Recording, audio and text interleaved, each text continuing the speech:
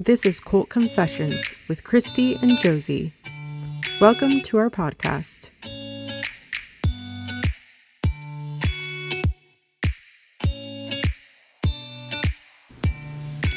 Trigger warning may contain themes of religious trauma and sexual abuse.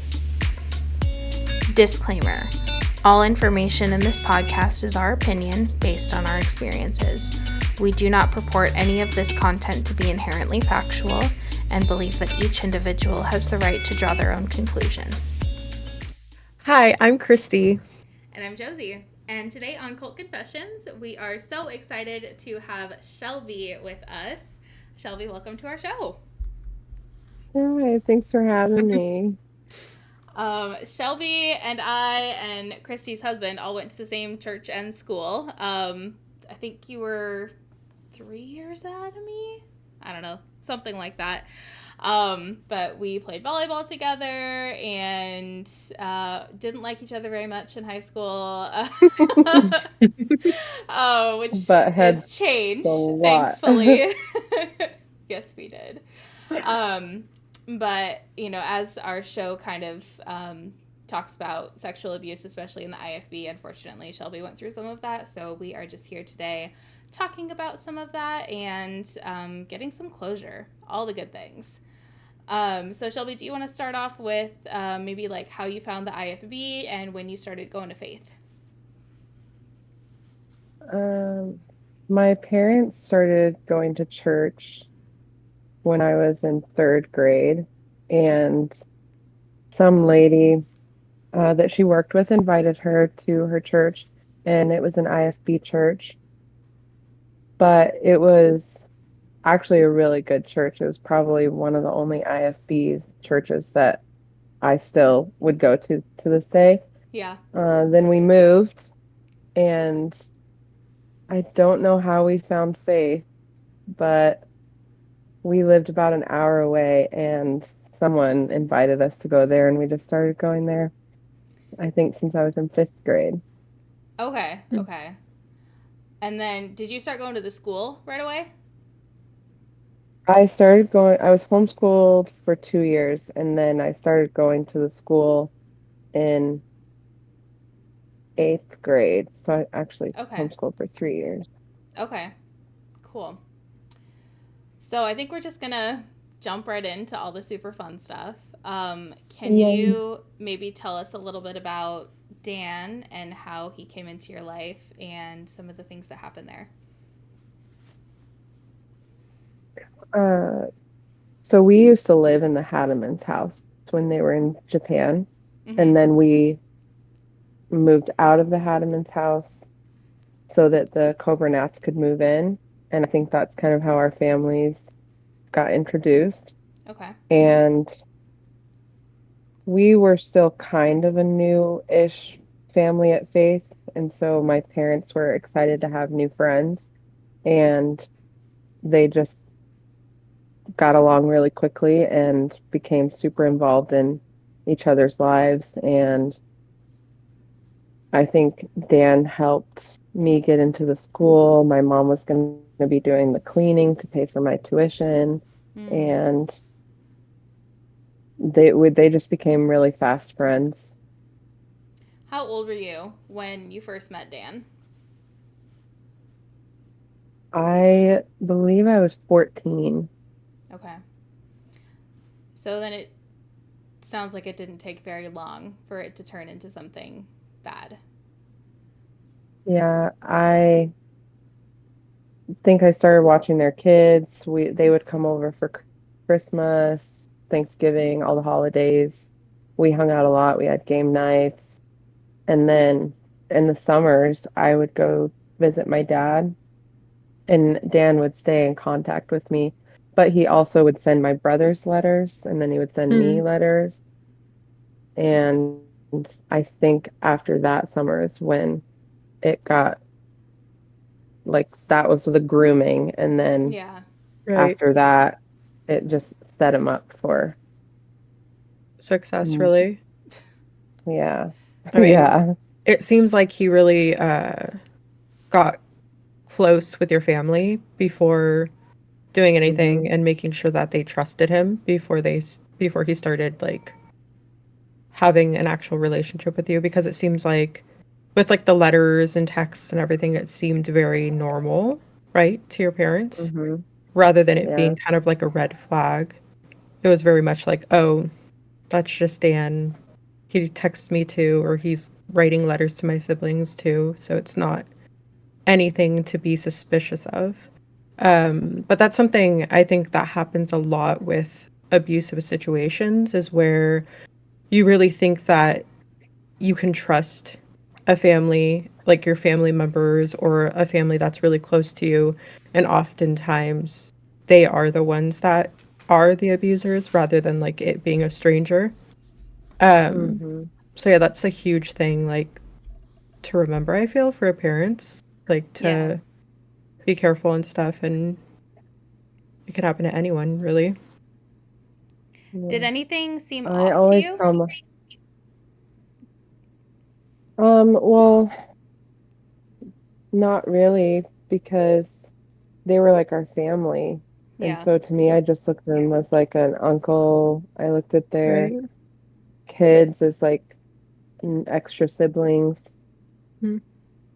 And we didn't interact a whole lot in the beginning because, like Christy said, I think he was really grooming my parents first, and then slowly worked his way into my life and making it seem innocent when it really wasn't. Yeah. Yeah. Do you want to talk about kind of the progression, like when it started going from grooming to more physical abuse? Yeah. I think so that summer that he wrote letters to me and then I came back, I remember stopping by the school and he was there like the first day that I came back from Tennessee, and he was super excited to see me and he gave me a hug, and I Mm. think that was kind of the first like trying testing the waters to see how far he could go with me. Right. And I took it, I mean, I was four, I think I just turned 15. And so I just was looking at it as hugging a family member. Like it's not Right. weird or anything. And um, then he would talk to me more. He just got more comfortable with me. I think that's when he started driving me to school. I would babysit more for them. And then uh, towards it hadn't gotten physical until I turned 16. So it was like a whole year of just really getting to know each other and getting comfy cozy with each other. And then um, after I turned 16 is when he finally got a phone that could text. And so he started sending me text messages, or he would email me text messages Mm. from his email.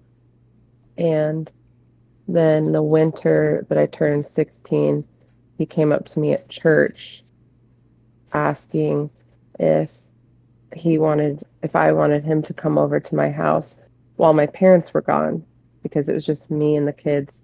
My stepdad was at work, my mom was on ladies' retreat, and I'd be home alone. And I thought that was nice. I thought he was just going to come chill at the house, like on the couch or something. Yeah, to A make you feel reasonable But safe. then, assumption. right. And then at like 5 in the morning, he comes into my room and like lays on my bed next to me. And I was like, well, this is weird, but I guess if it was my dad, I was trying to rationalize it in any way that I Right. could Yeah. because I was scared and I didn't want to think that he was some creep. Mm-hmm. Of course not. And then after that, it just became a regular thing of him coming over and just pushing me further and further and see how far he could go. Right. With the situation of him driving you to school, was that just the two of you? A lot of times it was just the two of us. Um, Sometimes when a teacher or Greg Boyle would see that we were driving to school together, Greg Boyle would tell him like, "Oh, you need to have someone else there. Can't just be the two of Mm, you." And then he would have his niece, or it was Brady, he would have her Mm. drive with us, or Josh Hadman would drive with us. Someone would be there. But then it always like after he felt more comfortable, then he'd stop bringing people around and then it would just be the two of us again and then he'd get in trouble again and then mm. So Pastor Boyle was like seeing the signs, obviously, ahead of time and mhm. trying to kind of do something, I guess, but not really. Um, I don't think that yeah, counts. I think he was trying to that's cover something. himself. I don't think that he was Oh trying to yeah, actually prevent anything, like I because he think didn't that follow it's through. it's interesting because with like when we had Pastor McRoy at Willamette, there were very much strict rules with like you couldn't be alone with the opposite gender ever because of temptations and things like that. And obviously, it did keep people safe, right? Because it, whatever, but it was usually just the opposite gender. And, abuse isn't Still limited toxic. to heterosexual relationships. So, Mhm. it's super interesting to me that like you guys kind of like were allowed to hug and kind of were a little bit more allowed to be alone with people, even though it wasn't technically allowed. It was kind of it still happened. Whereas Yeah. like if we did, I feel like I remember if I did anything by myself, like there was this one time where when I went to meet Nathan for the very first time, because we were long distance, we were like Facebook friends and we chatted through Facebook. The very first time we met, like in person, we went to uh, a game, and it was me, Sarah, Melissa, Sean, and Greg, I think. We all drove together up to this game. We ended up getting in trouble because we didn't have an adult with us, I guess. But it was like we weren't it wasn't like one boy and one girl or anything. It was like a group of friends going. It was it was like the stupidest thing. I remember I got grounded and I wasn't allowed to go again. It's like that's so So dumb. We're that's a all problem, but when an adult man drives a young teenager yeah. by herself, like Yeah, that's it's not very weird. a I problem. I feel like I would get in trouble for the stupidest things though, like when Pastor McRoy was our pastor. I would get in trouble for like everything, but that was probably because it was me and I was a pearling and stuff. But it's just interesting, like the different Yeah. like rules The and rules things exist between for no churches. reason. Is really what it comes down to. Like the rules are just rules because people want to be in charge of other people. They don't really have a reason to them. Yeah, they want to like feel like they have control over situations Yeah. and make it look like they Or look like are they're good above people. board.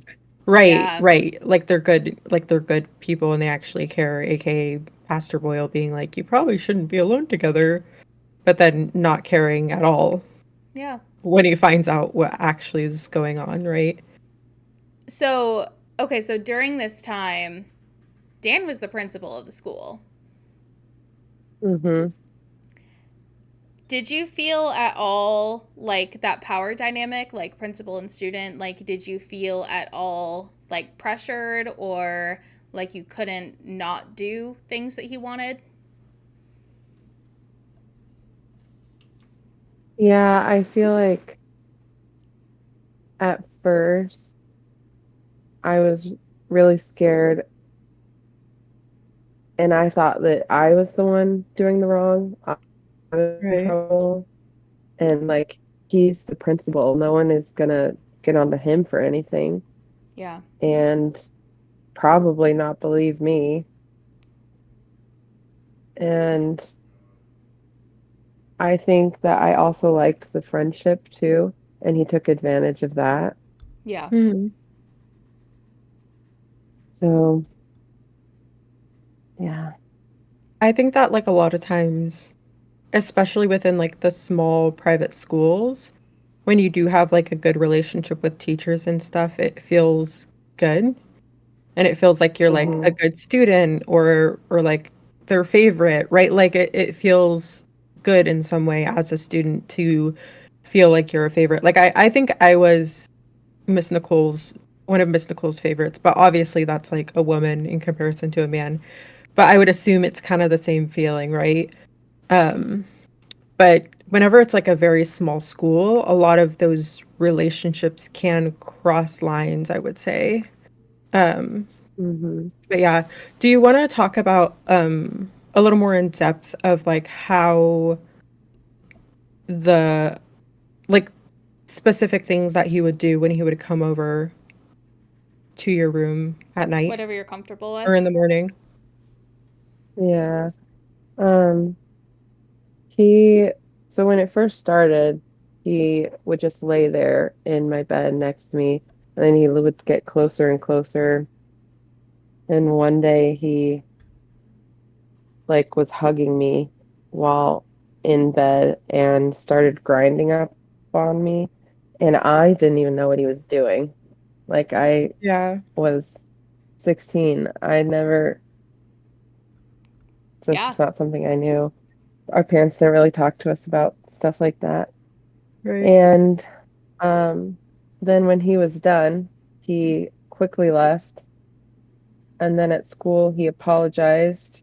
And um, At school though. I was like, yeah. And I Ugh, didn't know any better. So I was like, it's fine. You don't have anything to apologize for. Like, I didn't understand why he was apologizing.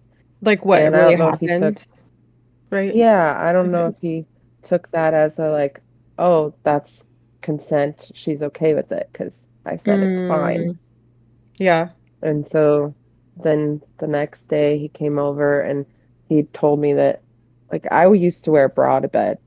I don't know why. I just did. And he was told me that I didn't have to wear a bra to bed and that I shouldn't. So then I didn't wear a bra to bed and then the next morning he came over and he's fiddling under my shirt and he told me to tell him when. And so before he got to my breasts, I was like, when? And he did stop, but I think honestly that it was just to give me false sense of Mm, security and like safety. Mm-hmm. right, Because then at school, when I got to school, he told me that he wouldn't have stopped if I didn't say stop.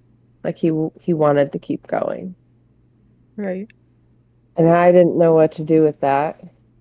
So then I think the next day I just didn't say anything. And then he just kept going. And as I think eventually he told me that it would be so much easier if my bedroom was downstairs for him to sneak in through the window because with my bedroom being upstairs, he had to go through our back door, through the kitchen, through the hallway, and into my room. He said it would be easier access if he could just climb through my window. So I convinced my parents to switch me rooms because I had the bigger room because I, at the time, was sharing with my little sister who was like 4. So all of this was happening with my sister in my room Oh my God. at the time. Wait, Yeah, Oh, your that's 4-year-old sister? disgusting. yeah, Oh no. Oh my That's so God. bad. yeah, What the hell? yeah. Um, that's interesting though, because I feel like I don't know. I guess I'm curious how like your parents didn't ever realize he was He sneaking just in. never got caught. Like ever? Yeah. That's That's No. insane. crazy. Because like I feel like my parents would sniff that shit out really quick. Like I only did like one sneak out, maybe two, no, two sneak out moments, and I was terrified. So like, I sneaked out a few times and I didn't get caught, but like that's a few times as a, older That's a lot of teenager. times, Yeah, though, like that's right? 17, 18 with the car. I know the house, I know my parents, I know what they're going to hear and not hear. Like, this is a grown ass man sneaking into your house. For like a year and a half, right?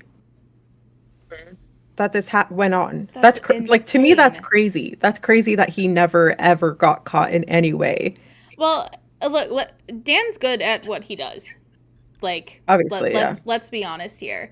Like, Dan Coburnat is a very charismatic person. You meet him, you like him instantly. He makes you feel at Mhm. ease and he makes you feel comfortable. He'll joke with you. Like, he was my principal too. And I was always like, he's so much better than Rick Donnelly. He's so much nicer. He's so much more fun. Right. And like, we would joke Yeah. together. And I like, remember that, like, everyone really liked him because he was yeah, cool and, like, yeah. down to earth kind of And my thing. parents really liked him too. And your parents really liked him. Like, he just makes people feel Yeah. comfortable. So he knows what he's doing. Mm-hmm. Yeah. And so when he was sneaking around upstairs, it's like when you walked into that house, there was like a living room, then you go up the stairs, there was the kitchen, but then the downstairs was even further downstairs, and there was a door. And then through that door, you walk into my parents' bedroom at the time. So it was really like my parents wouldn't hear anything. Mm-hmm. They wouldn't. I think that's why he never got caught, at least then.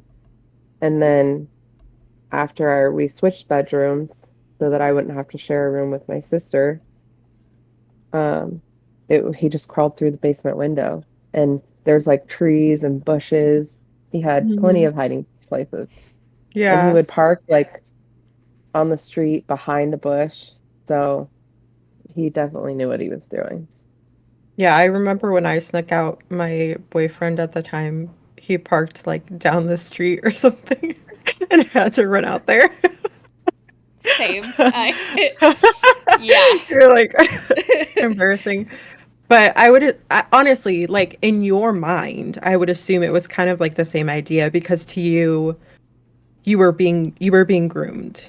And I think a lot of people don't understand like what it's like to be groomed and what it's like to be in that mindset of kind of like believing all these crazy things about these people, like that they love you or that they care about you, that this is okay and that it's some type of love, right?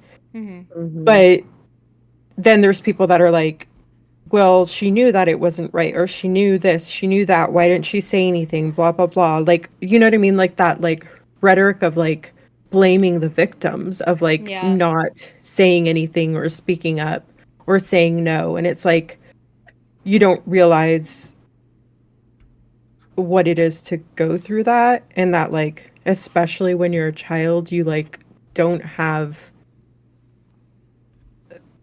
the same like thought process as an adult, right? Yeah. And Hmm.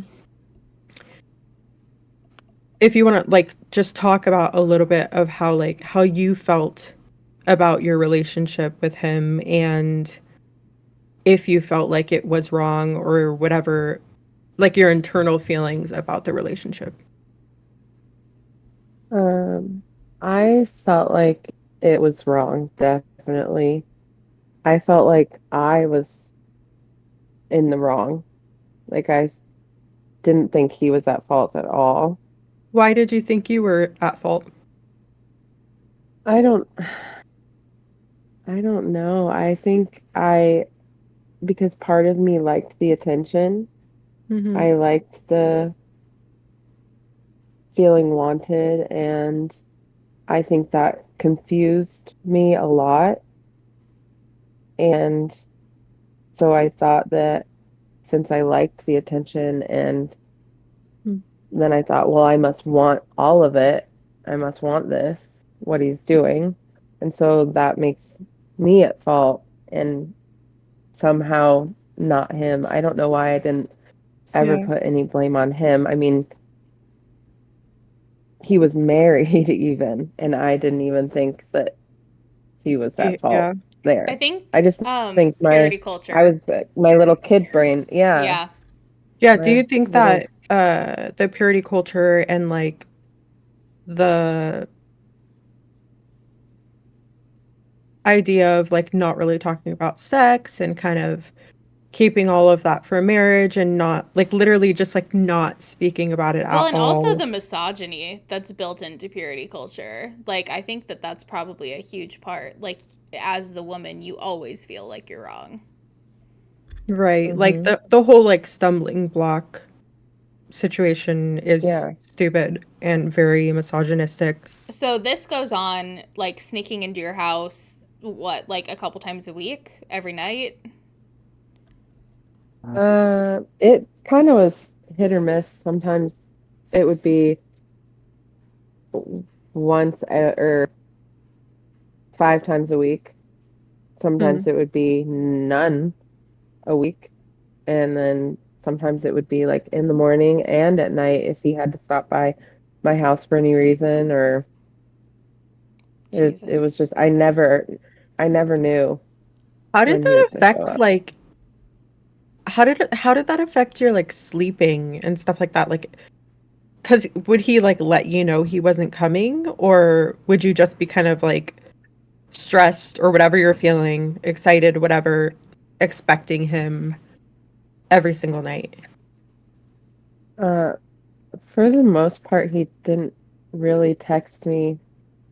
He didn't really text me until like maybe the last few months before he got caught. So before that, it was kind of just I never knew. I don't think I ever really went to bed because or like fell asleep because the second that Right. I heard my window open, I was awake. Yeah. Yeah. See that like that's something like with that like of kind of affecting for me, like with my kids and everything, I sleeping is like huge. It's super important for your like brain development and everything, right? Um, so like that affecting like your sleeping, and then also on top of that, like I'm curious how it affected you even during school because he was messing with you obviously during school times where you're supposed to be Mhm. learning and hopefully passing classes and things like that, right? And he's pulling you out of classes or whatever to have you come to his office and talking about these things with you at school. Like how was that for you?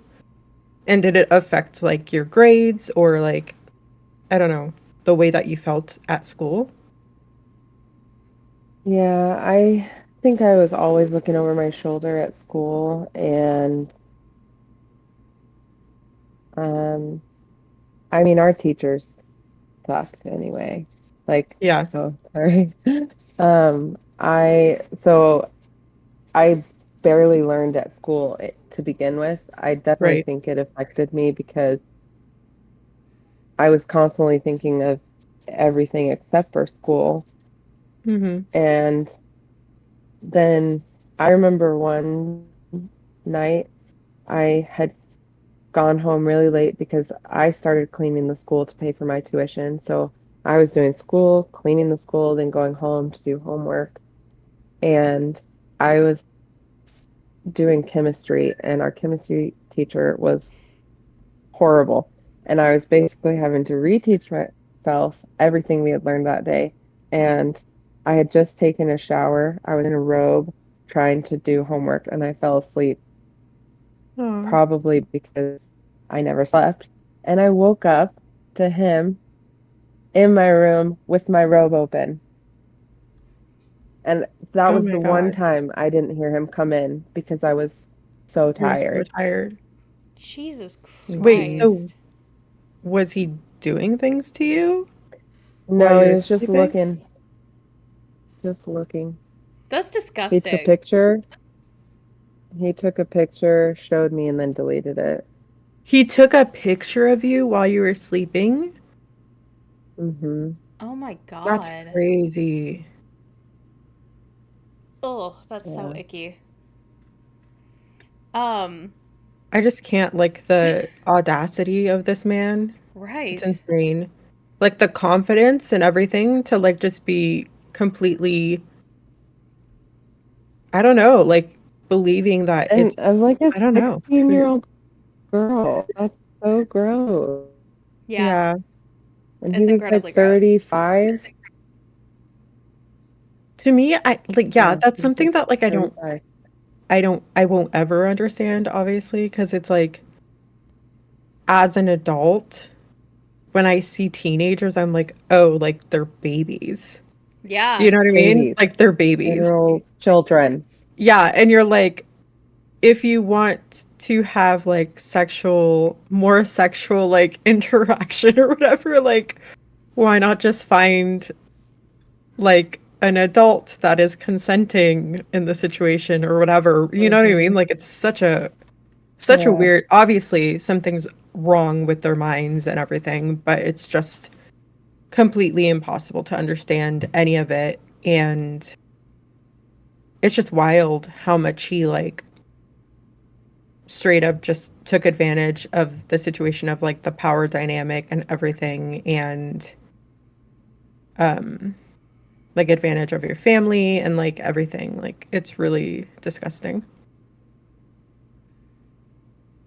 Is there anything else that you kind of want to share with us? Like, how far he did end up going with you, when it ended, how he got caught, things like that? The farthest that he ever went with me was, um, he mostly would just like grind on my boobs and like use Oh, my weird. boobs a lot. Yeah, Interesting. because I remember one time he told me that he doesn't want to do too much with me because that means less I can do with my future husband. I can't with that. I cannot with that. So I he hate just that. used to. That's so nasty. I Hmm. remember, I'm pretty sure, like, I remember weird purity culture sermons kind of saying that kind of rhetoric where it's Oh like, yeah. like, I don't know, I can't remember specifically, but kind of like that same idea of, like, if you give it to someone else, you won't be able to give that gift to your husband. And it's like, bro, Virginity is idolized in the right. IFB so much. Like it's so important to give And that to your spouse. what's crazy is that you technically can't tell if someone's a virgin, because you can lose whatever, break the hymen or whatever, riding a horse or whatever the Right. fuck, like, doing whatever. So if that's, like, what you mean by, like, being a virgin, that it's, like, scientifically the hymen being broken or whatever, Yeah. there's no way to actually know what broke it Well, and and when. and let's be very Hmm. clear here that rape does not mean that you lost your virginity. That Right.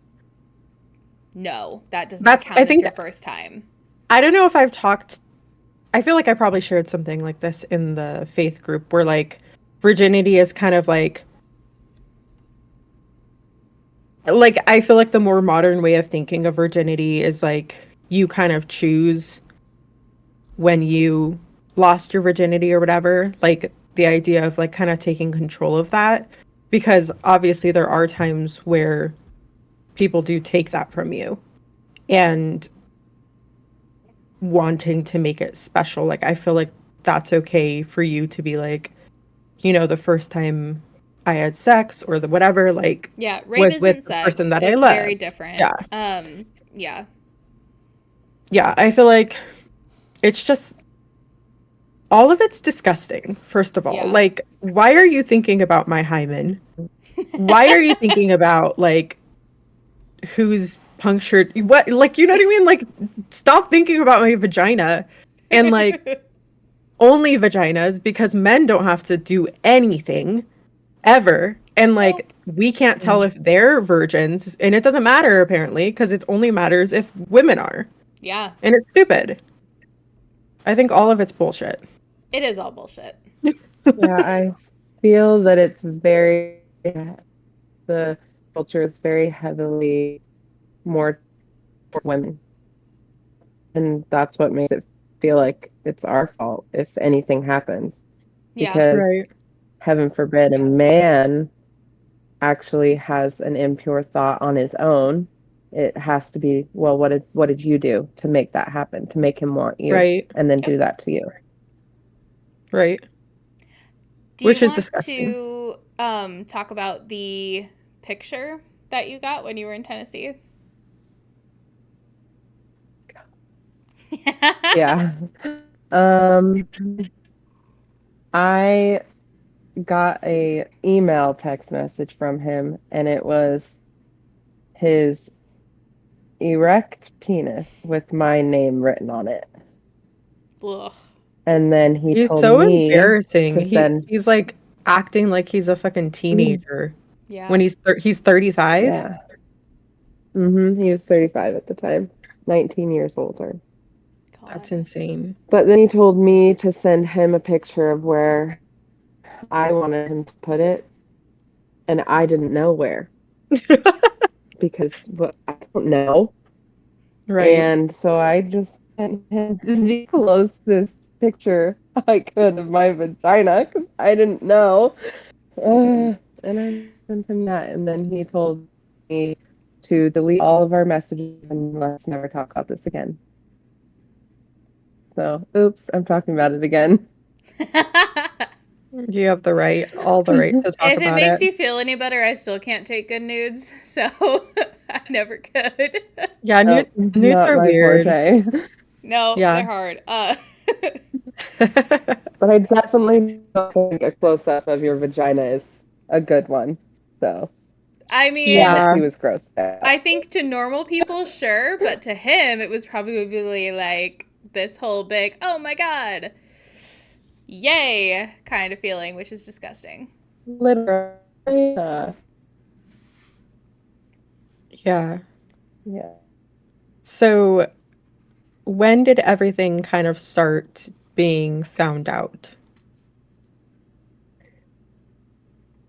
Um, I think that winter, like it was in December, and it all happened super quick. It was pretty much just his wife found not the text messages that he sent because he deleted all those, but she could just see the call logs and the text message logs and of my number. Hmm. And so she questioned him about all of the times, like at 3 a.m., why were you texting Shelby? At, you know, 10 p.m., why were you texting Shelby all these hours? Like, why are there so many text messages going to Shelby at odd times of the day and night? And he found me on Wednesday, told me that his wife had found all the text messages, and then told me that he will never admit to anything. And then he left. And then I didn't hear from him again until they were moving. And then he came to my room one last time. Even after all that, he did it again. Hmm. Yeah, to say goodbye. That's disgusting. What did he say to you? Yeah. When he came over one last time. Hmm. Um, well, not much. He just climbed right back in my bed and um he did tell me that he loved me and that he'd miss me. And that was pretty much it. Then he left. Can you Hmm. talk a little bit about how Pastor Boyle reacted to everything? Um, so as far as anyone knew, it was just text messages. And I stayed home from school and the game trip that day after everything was found out. So Greg Boyle showed up at my house and wanted to grill me on everything. And my parents were there. And he basically just kind of interrogated me, asked me, what we texted about. And in the back of my mind, I'm thinking, well, Dan said he'd never admit to anything. So I'll just tell them the innocent things that he would text me, like he just redid the laundry room. And that way I'm not lying, I'm just not telling the whole truth. And he asked if, we met anywhere outside of the school, like at a store or a restaurant or anything like, and I said no, because it happened at the school, it happened at church, it happened at my house, his house. We never specifically went to meet anywhere. Um, he asked if anything more than the text messages happened, and I said no because Dan said he'd never admit to anything. Yeah. And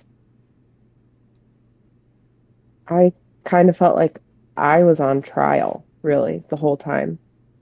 Right. I So, didn't and really feel like, let's be very clear here. This is you, a child. You were what, 17 when this happened? yeah, 17 years old, still a child.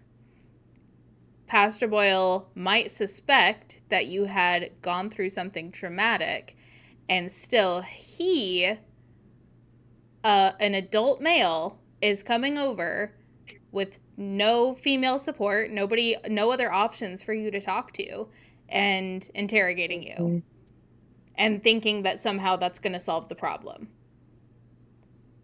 right. If he really truly thought something else had happened, don't you think you should have a woman that I'd feel comfortable talking with? Like, why am I going to talk to a man? Yeah. It Right. just, and especially the way that he went about it, I really felt like I was in trouble if I said anything. And then I was also scared to get Dan in trouble.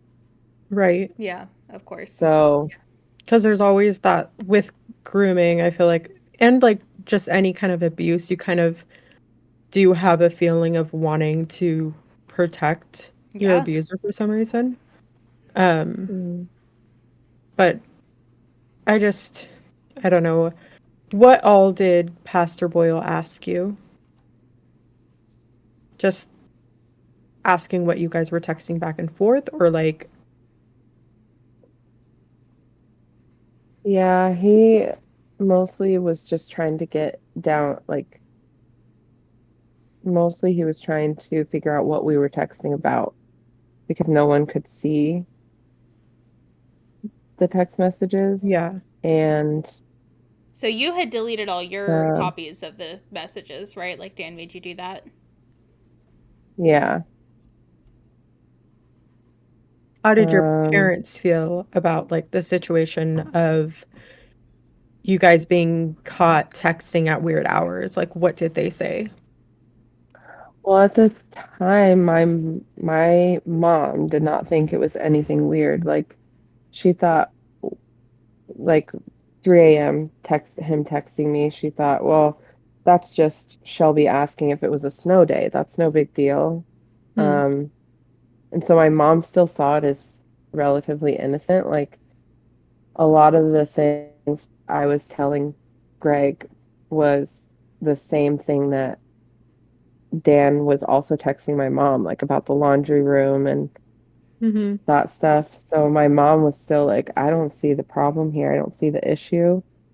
Um, my stepdad was pretty quiet during the whole thing.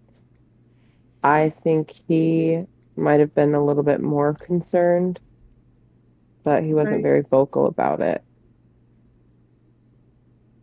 So, what ended up being the reason for him stepping down and leaving? Um, in the church service, I remember Greg will, was it Greg reading his resignation letter or did Dan It read was it? Greg. It was Greg. Yeah. Okay. Greg read his resignation letter saying that he was called to go somewhere else and work in a new church down in Okay. Kansas. But So, I've been told that yeah. I the love how they use teachers like were told God something for else. everything. Yeah, Dan still uses that, says that he just wasn't right with the Lord, and that's why everything happened with me.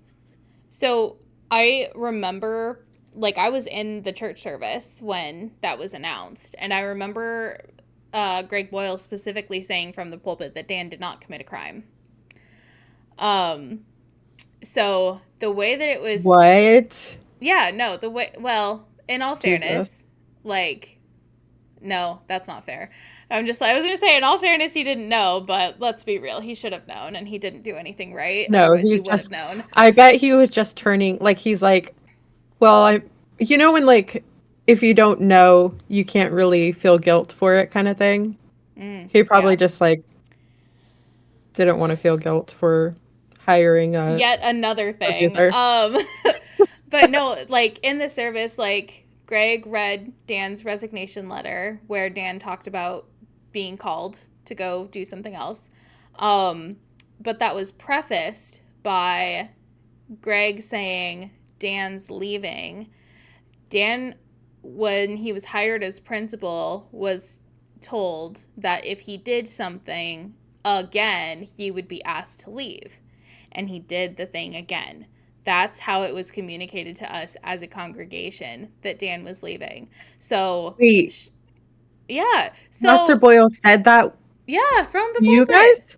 From What the the pulpit. He said that if Dan did the thing again, and he didn't say what this thing was, but that if he did it again, he would be asked to leave. Okay, so do we know what happened in his past specifically? So we know some of it. Um, we know that Dan had an affair with a young woman who I believe was 18 at the time. Okay. Um, However, Dan had also known this young woman for quite some time. Um, this was at a church that She he was was at also a previously. student. Yes, yep, she was also a student, and he was in a position of power in the church. So, very similar situation. Right. So I think that speaks volumes to Greg Boyle's character. Again, like, you're hiring somebody who's known to have issues with children, making him a school principal. Right. Like, where is the logic? Like, the oh my God, it's so stupid. You know what frustrates me and something I think about a lot? Do you remember that song, the What Sins Are You Talking About? Do you remember that song? The Mm-mm. What Sins Are You Talking About? I don't remember them anymore. No? No, that wasn't one of ours, I guess. Okay, well, No. to me, that's insanity. Like, to think that, like, God can literally erase and just, like, oh, you murdered someone? Oh, you raped a kid? Oh, nobody, like, it's forgotten. Don't worry, it's fine. To, like, have that rhetoric in your church and, like, to bring, like, I just feel like it's, like, Yeah. opens it up to all these abusers wanting to come because it's like, oh, yeah, God forgives me for anything. I can do whatever I want because he's just going to Yep. forgive me. Like, I feel like it's this, it's, like, such a weird idea. And I feel like that there are sins that are not forgivable. I feel. I don't know. I I like I think agree. that's why there's laws and things because there's certain things that I think all humans agree we shouldn't do, right? Like when Yeah. you have the right mindset and a healthy brain and not, you know, you're not a pedophile and a murderer, I guess. But the majority of people would say murdering, we probably shouldn't do that. We probably shouldn't abuse kids, right? Yeah. Like there's certain things. I think it even goes beyond the, like, justification of it, and then it speaks to the no consequences. Like, if you're going to do something bad, I mean, even if it's as simple as, like, lying or stealing something, even it's like one of those sins, there are consequences for your actions. And that's what I think a lot of people don't understand about the Bible, and a lot of people in the IFB get wrong about the Bible, is that there's consequences for actions. And then you can be forgiven when you've been given reasonable consequences for your actions. Obviously, I agree that there are some sins that are just unforgivable, and this is definitely one of Right. them. But they apply that, like, they miss that consequences for your actions step all the time. And it's ridiculous because it has no rhyme or reason. It depends on who you are, how much money you give to the church, the status of your family, like how many ministries you're involved in. Like there's no reason for it. It's all just a power play. They want to skip the consequences and go straight to repentance, like, oh, they repented. But even if that was the case, the consequences should be, well, you don't get to work with kids. Like, I had a conversation with a couple of ladies from Faith a while back, and I was talking to them about all of these situations, and they said that, well, don't you think that people can be repentive and forgiven and they should still be allowed to go to church? And I said, yeah, absolutely. They can still go to church. But if Yeah. they have something like this in their past, then they have to, if they're really repentive, then they'll be willing to do whatever. If they have to be escorted into church and escorted out of church, they'd be okay with that if they were really repentive. Yep. But putting them on the bus ministry or making them principal, that what are you doing? You're just sending them out into Right. You're giving them a a whole temptation. new victim pool. That's what you're Yeah. doing. Yeah, you want to talk about us ladies being a temptation and a stumbling block for these men, but then you're throwing them out into to feast on these kids. Like Yeah. that Yeah. doesn't make any sense. Right. Not at all. Um, what are your thoughts and feelings towards Greg Boyle?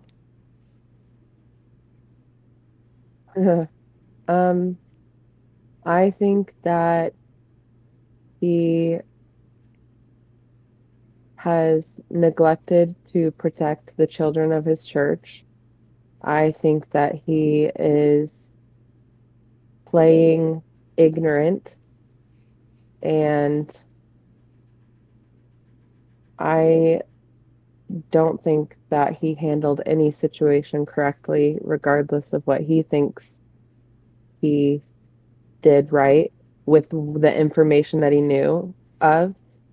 He is constantly telling people that he handled my situation in the best way he knew how with the information that he had.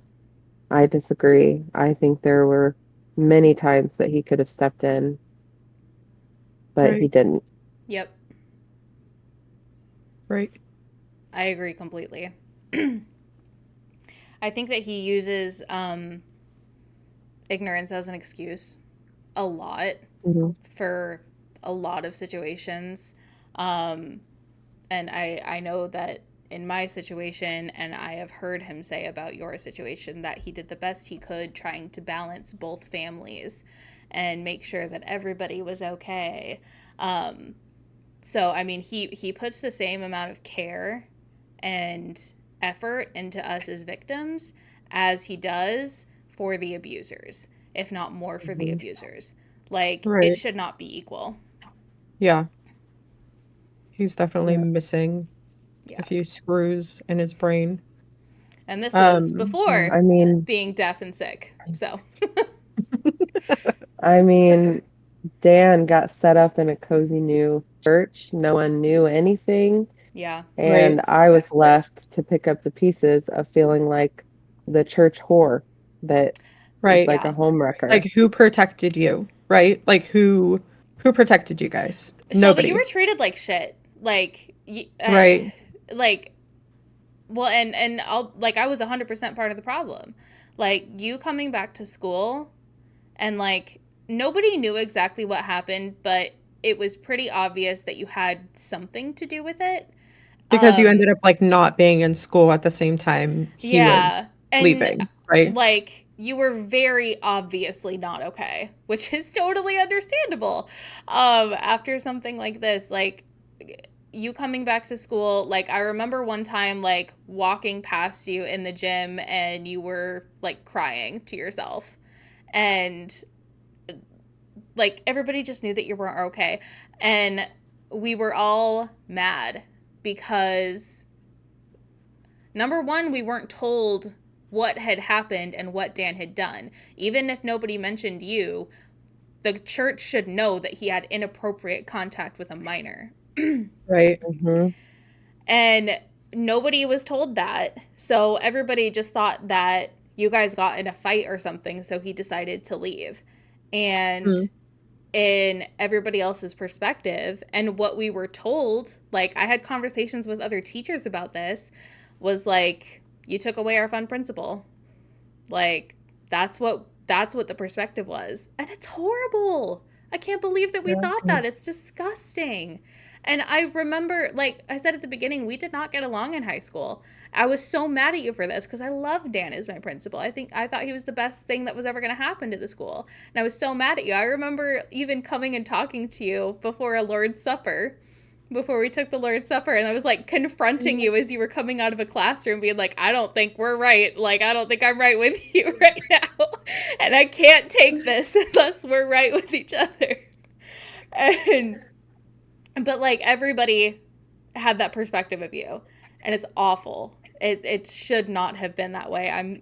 I hate that you had to go through that, and it's disgusting. Yeah. How was all of that for you at school? Yeah. Like how did you feel after Dan left?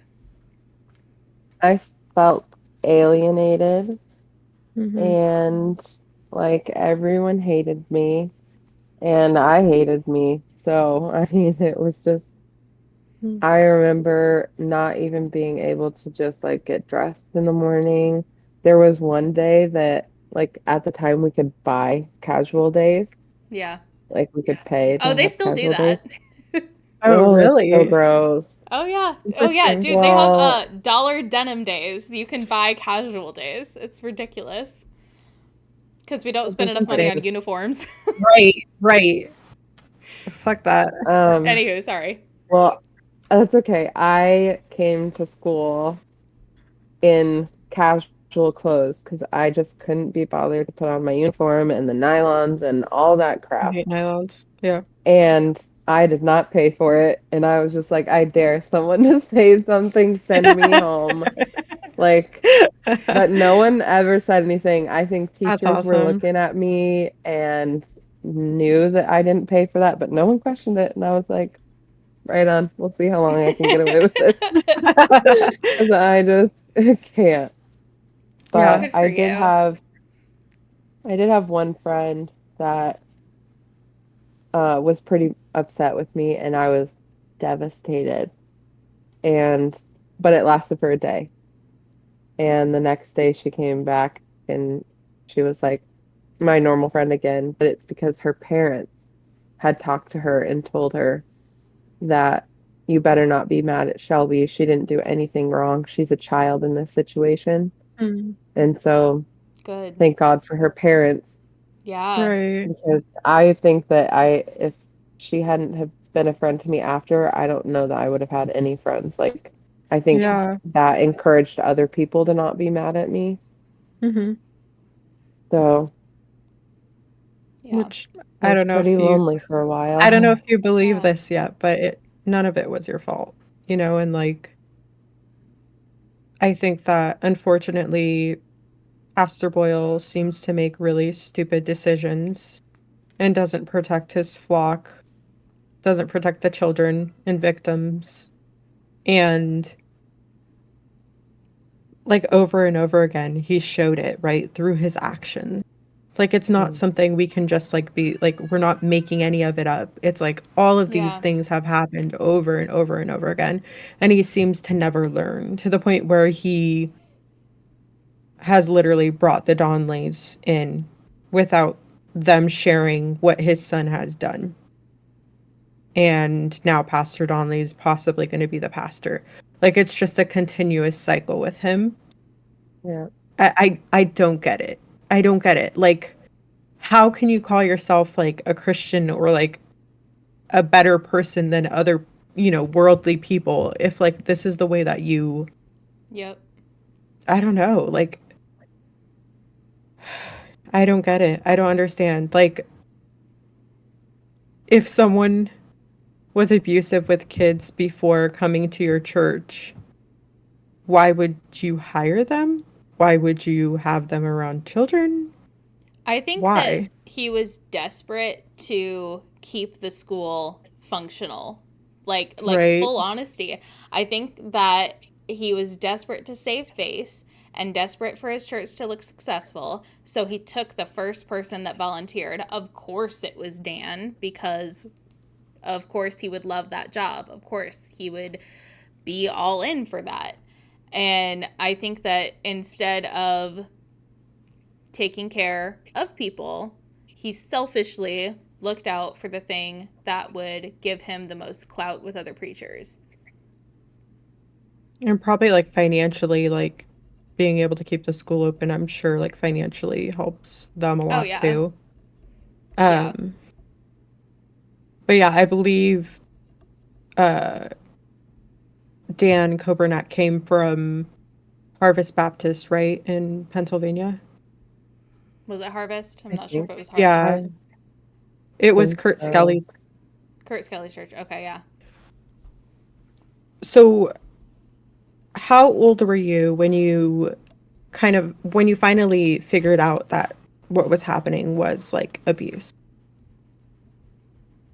Um, I want to say I was 21 Hmm.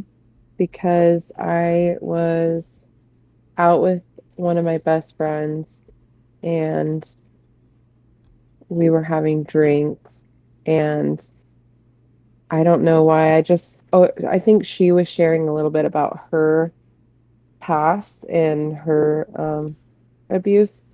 And so I started talking to her a little bit about what happened to me, but at that point, I still thought it was my fault. I thought, like, I just thought it was all me. Right. And I started telling her a little bit about it, and she told me that she was like, Shelby, that's grooming. He groomed you. And I had to Google it, like, right then and there. I was like, well, what is grooming? And I started reading it, and it just, like, really opened my eyes.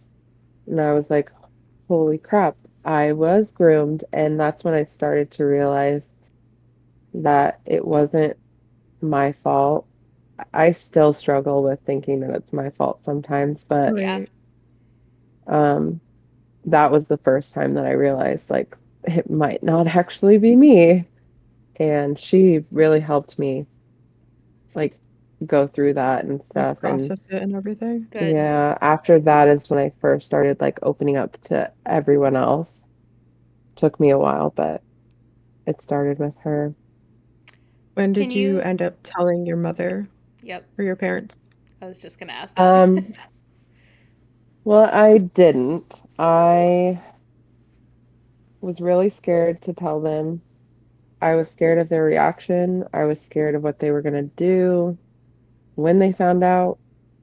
Um, so I was talking to a friend at my mom's church who also went to faith. And I can't remember what I said to her. I think I said something like, I I was telling her, I think I remember in high school thinking she was going to be his next victim. And Oh, my mom overheard that and she was like, what do you mean, victim? Like, what? And we were at work and she sat me down in our break room because we worked together and she was like, Bill, there's more to the story, isn't there? And so I had to tell her at work, and I didn't, it wasn't planned. Like, I didn't finally, like, okay, I'm going to tell him. It just happened. yeah. And then How did she your immediately called my stepdad. right? Yeah, I was just gonna ask, how did they react? Um, they were furious. Um, My mom was crying. My stepdad swore for the first time that I've ever heard him swear.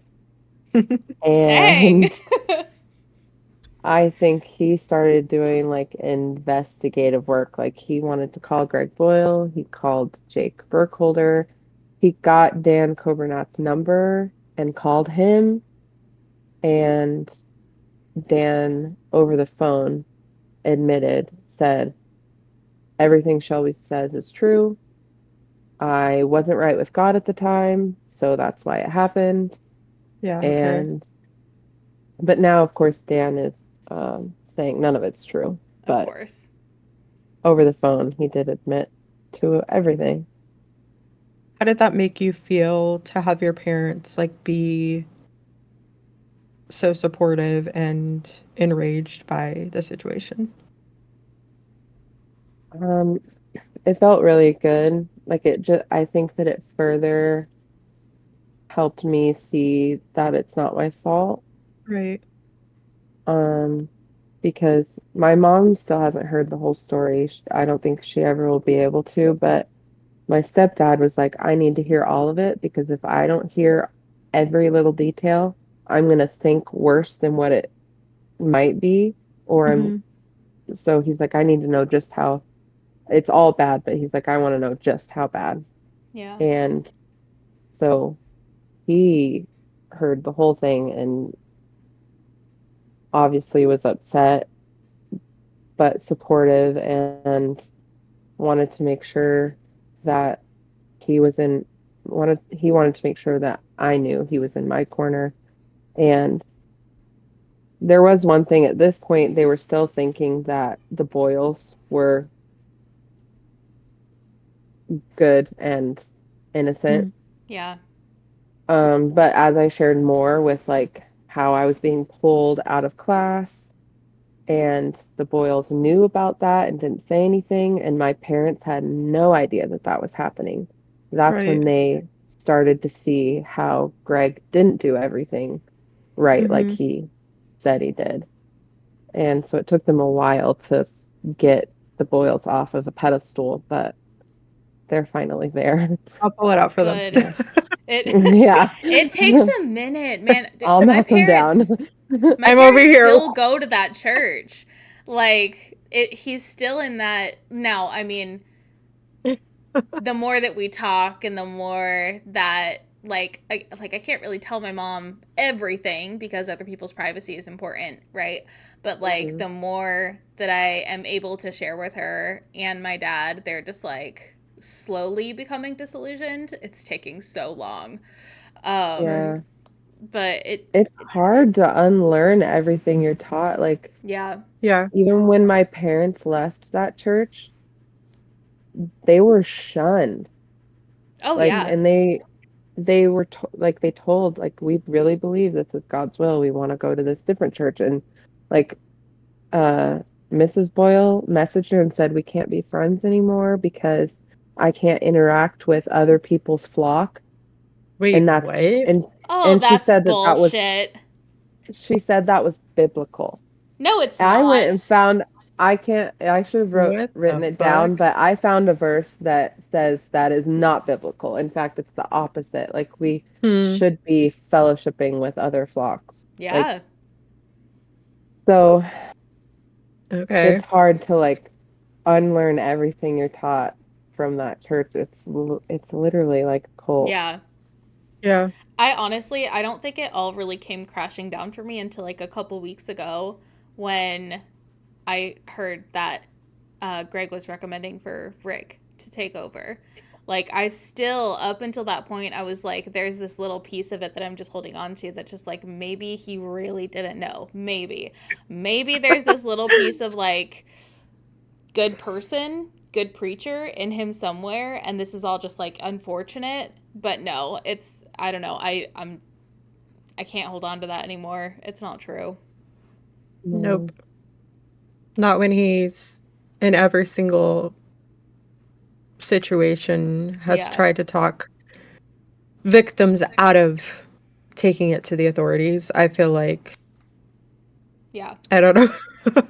You can only do that so many times before Yeah. it's like I don't know. Well, You and that's why it's so important for churches to be aware when things like this happened, because up until a right. year ago, I was 100% sure I was the only one. Like, 100% sure.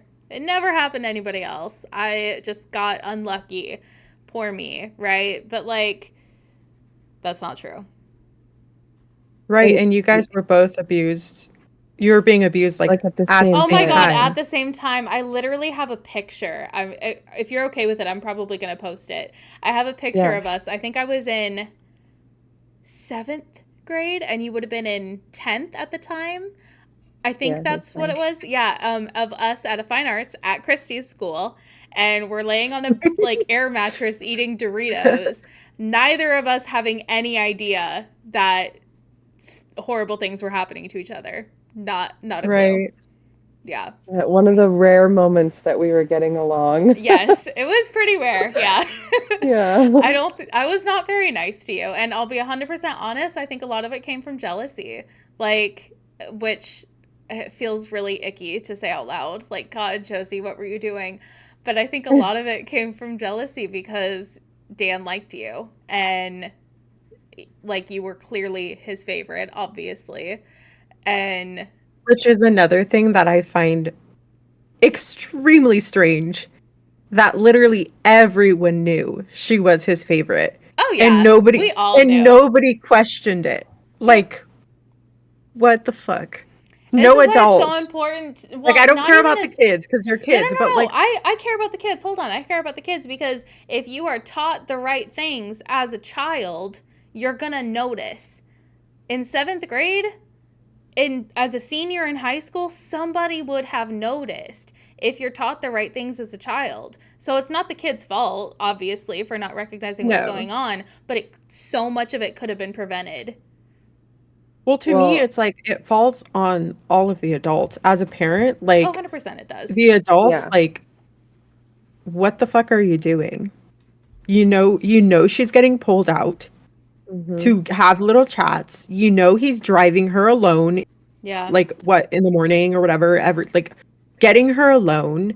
All of these things. Don't fucking act like you don't know what's going on when you find Yeah. out that they're texting at weird hours of the night.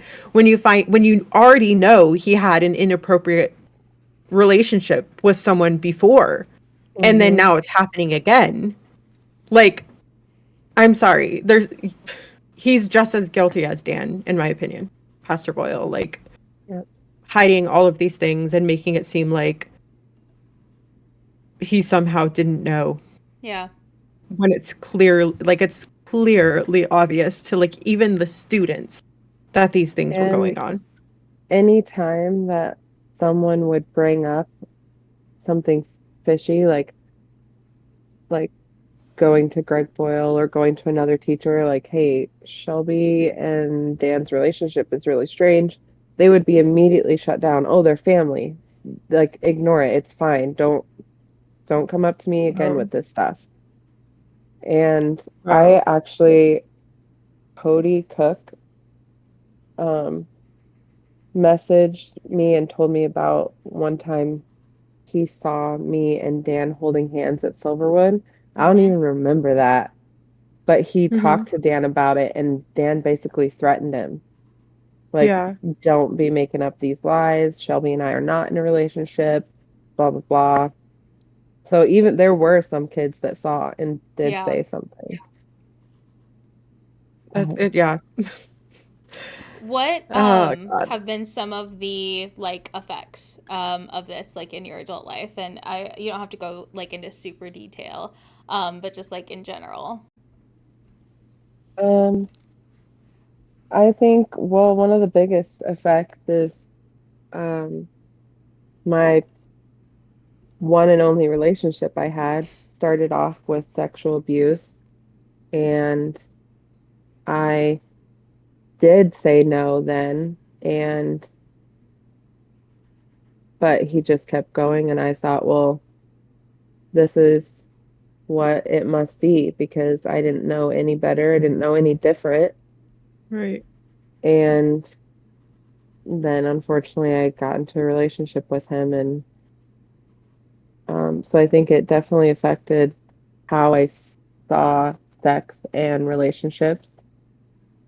Um, it's affected the way, like, just any man in authority, I just don't trust. Like, I always think there's some hidden agenda if they get too friendly with me.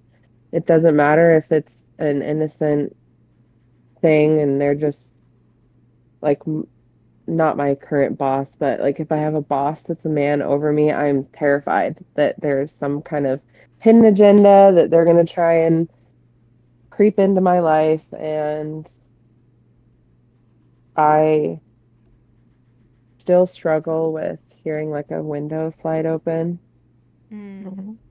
I struggle with feeling someone like laying behind me, like if my sisters or someone is laying with me in bed and like I'm turned away, I struggle with that because Just like the it's like flashbacks of situations. yeah, and it's terrible because I love that. Like I love to be held. And Yeah. Yes. it's terrible that it's like a trigger for me. That's some Yeah. yeah, the That's things not that fair. like they end up kind of ruining for you. Hmm. Um, how have you dealt with those things? Are you going to therapy or anything like that? Yeah, I am going to therapy and it's been really great. She's amazing and she's really helped me work through a lot and open my eyes to even more. Like I said, sometimes I still struggle with thinking it's my fault. And I Right. talked to her about that and she uses her little whiteboard to draw stuff and like paint a picture and it just really helps me see like, no, you were a child and these are the people that should have protected you. This is what didn't happen. This is what should have happened. Um, but yeah, therapy's been really good. I'm glad that it's been helping. Do you think that knowing more information about sex and grooming, like kind of just having more knowledge of those things, do you think that would have helped you and prevented this situation? I absolutely. I think that being told like that we shouldn't, like, I feel like my parents could have talked to me about if a man is trying to get in your bed or something. I just feel that if I could have learned more about sex and not being told that saying no is a bad thing, and I think that would have helped a lot because we were taught pretty much that saying no is bad, it's wrong. Yeah. And um, in therapy, we learned that saying no is one of the most basic boundaries that you can have, and it's not a bad thing. Nope. And we were taught that it was, especially to a superior. Right. Yeah. Yeah, I Like, think that I remember literally in nursery, like toddler nursery, if a kid would say no to me, they were reprimanded for that. Like, they weren't allowed to say no to me because I was in charge of them. And that's the hierarchy. Like, that's just And how it worked. That and was how I was taught to discipline the kids. that's such a and weird thing because of now. that, you're sending kids off into the world not Yeah. being able to say no. It's Right. disgusting. That's like a huge thing I feel now with like respectful parenting. As much as people want to like shit on gentle parenting, I prefer to call it respectful parenting because to me I just respect them as a human being because that's what they are. Hmm. They didn't choose to be here. I made them be here. And if they don't want to do something, I'm not going to force them to do something. I think it's so healthy to teach boundaries, to teach like this is your vagina, this is your penis and like not make it such a like I feel like everything's so sexualized in church and it's Yeah. Hmm. like, bro, if you don't want people to be sexual beasts, then stop fucking talking about it all the time. Like stop. Like, It's Stop, the don't stop look at your sister's boobs sexualizing a thing. handshake. yes, like, Yes. Yeah. stop making everything so Yeah, dude, sexual. literally It a doesn't need to be. handshake. The Literally side a hug, handshake. The guys, side the hug. side hug, like, are you kidding me? But Nothing. Like, even okay, so Sundays, like Sunday mornings, we would sing a couple songs and then we'd have handshaking time, right? And you wouldn't shake anybody's hand unless it was the same gender most of the time. oh, So really? if somebody Oh, went up to somebody else and shook their hand like a boy and a girl, you were just like, ooh, new gossip. I Like they're think into each other. I think we would shake hands Crazy. with like the other person. I like the opposite gender, but I think that if it like lingered was the issue, Mm, right? But yeah, But I was even then, that's what's nosy. crazy. Yeah.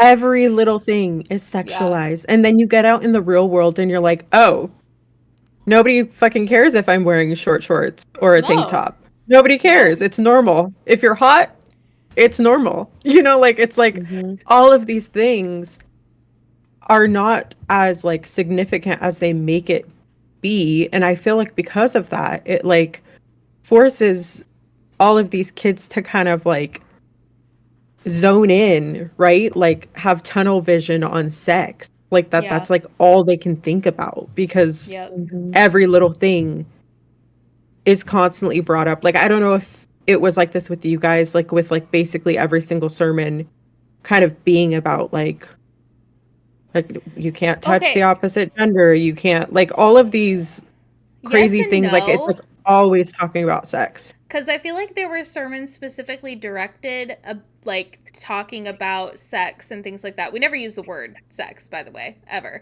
Really? No, never. You God, didn't? no, Wait, No, what no. did sex you was like a bad word. It took me even as an adult, it took me forever to be able to say what sex. did you guys Yep. say?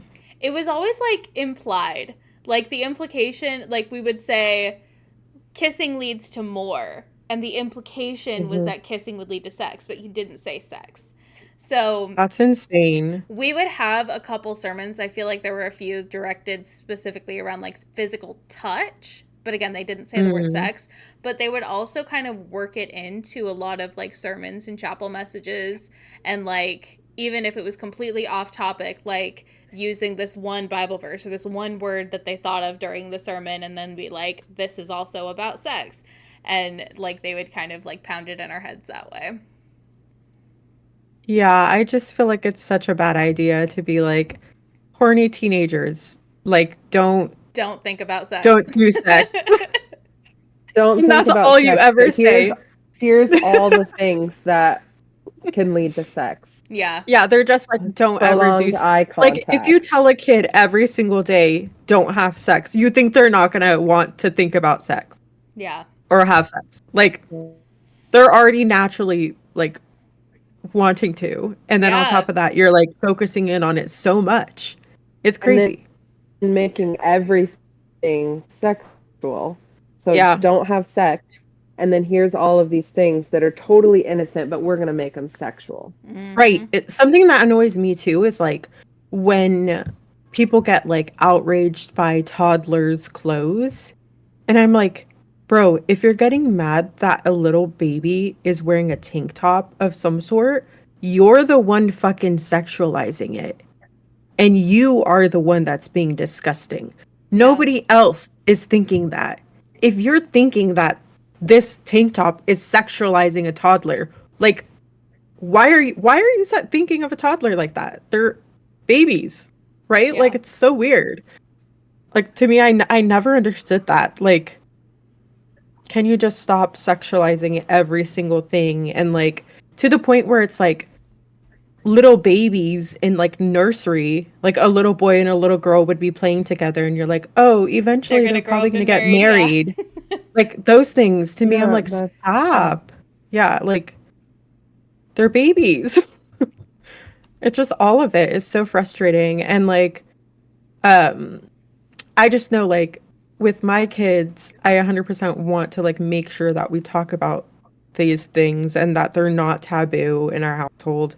And I think that it shouldn't be taboo to talk about sex and periods and pee and poo and vaginas and penises because all of those things are like scientifically a part of every human. Like it shouldn't be taboo to talk about this thing. Mm-hmm.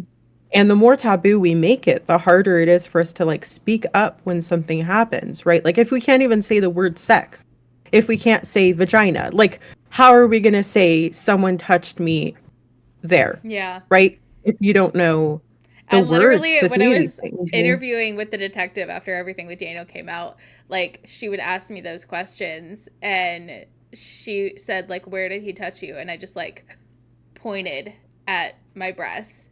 And she said, can you say it? Nope. I couldn't Yeah. say it. It was Right. ridiculous. Yeah, no, but That's that's crazy. because Yeah. of how you were raised and Yeah. like that you feel so uncomfortable in yourself and your body and like your body parts and everything, and Mm-hmm. we shouldn't be ashamed of them, right? Like Mm-hmm. especially if you believe in a God that created us perfectly and wonderfully made or whatever. God gave us the curves, and why is it that we have to like either be ashamed of them and cover them up, or like be ashamed in the sense that it's a stumbling block? You know what I mean? Like it's not our fault that we have genetics to give Yeah. us certain things, right? But a Mm-hmm. lot of times people with curves do end up having more trouble Yeah. because they have more to cover up, right? And it's just such a, I don't know. It's none of it makes sense, and it's quite ridiculous that the majority of the time the victims are blamed and the women are blamed. And yeah, I just none of it was any of your guys' fault, right? Like the adults should have protected Yeah. both of you. And it pisses me off that they didn't. And to the point where I will never back down when it comes to Greg Boyle. Yeah. And to turn a blind eye to like children, especially children being Mm-hmm. like sexually abused or harmed, like what the fuck? Like how do you live with yourself? You know? Fair question. I don't get it. So, Shelby, where are you at with like religion, and like God and all of those kinds of things now after all of this? Um, I still am a Christian, and I I do have a hard time with churches. I don't know if I'll ever be able to like fully trust a church again, Yeah. Right.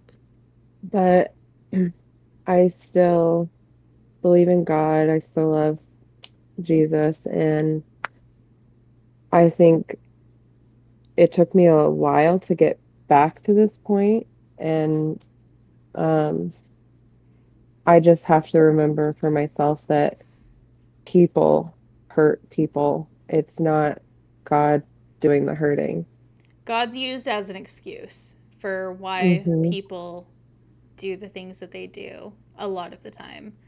And I don't know, if you believe in a biblical God, like we've talked about this, like Old Testament versus New Testament, very different gods, but like the God that I Hmm. believe in, like he's not going to be used as an excuse to hurt somebody else. That's not Yeah. how God My, works. my God that I believe in is very different than the one that is taught in Yeah, ISB. same. Is there anything else that we want to get into today? What is your quote confession? Oh my gosh. I don't like what. I have a fun one. It was from Okay. school. Um, I was just telling someone this the other day. Okay, so I'm in school, and I think I was in eighth or ninth grade. And Josie, you remember the electricity in that school was like so It's so finicky. shot, yeah. Um, okay, so my desk uh was right next to a plug-in, and I had a paperclip, and it was when we were watching it was the video Yeah. teachers, and Yep. I was just so done with the day, and I was like, what if I make the power go out? So I put that paper clip in the plug-in. So dangerous. Don't try that at home. And the whole school shut down All That's the whole so power went funny. out. Oh my god. I bet you were a hero. That's great. I was. It was I love so that for you. funny. I was so proud of myself. That's amazing. Oh my god, yeah, dude, that But building no is one knows so I did that. old. Yeah. That's such a good Well, one. we're so, so thankful that Yes. you came on and that you were brave enough like to come out and tell your story. And like I know it's been like a long journey of it, and it It's means a been a lot to rough us. year. Yeah, it Yeah. means so much to us that you decided to like use our platform to be able to Yeah. share your story, and we're so thankful and we're excited to like get this out there and hopefully help others and stop the abusive cycles. And I mean, I think just on a personal level, like I'm so glad that I get to know you now, like as an adult, and that I like you, and that I'm not mean to you anymore. Um, Yeah. I don't know. It's been really really good reconnecting with a lot of people, but you're very special to me. Like I don't know, knowing that somebody was going through something similar at the same time that I was has been a big, I don't know, made me feel not so alone. So I appreciate you. I love you very much. Thank you so much for talking to us about it. Thank you guys. All right, I think that's it for today, and we will see you all next time. Bye, everyone. Bye, guys. Share your story. If you have been affected by religious trauma or abuse, we want to hear your story. Even if you're not ready to share publicly, we would be happy to listen and support you on your journey, free of judgment or pressure. Please email us at cultconfessionskjv@gmail.com to get started. We believe you.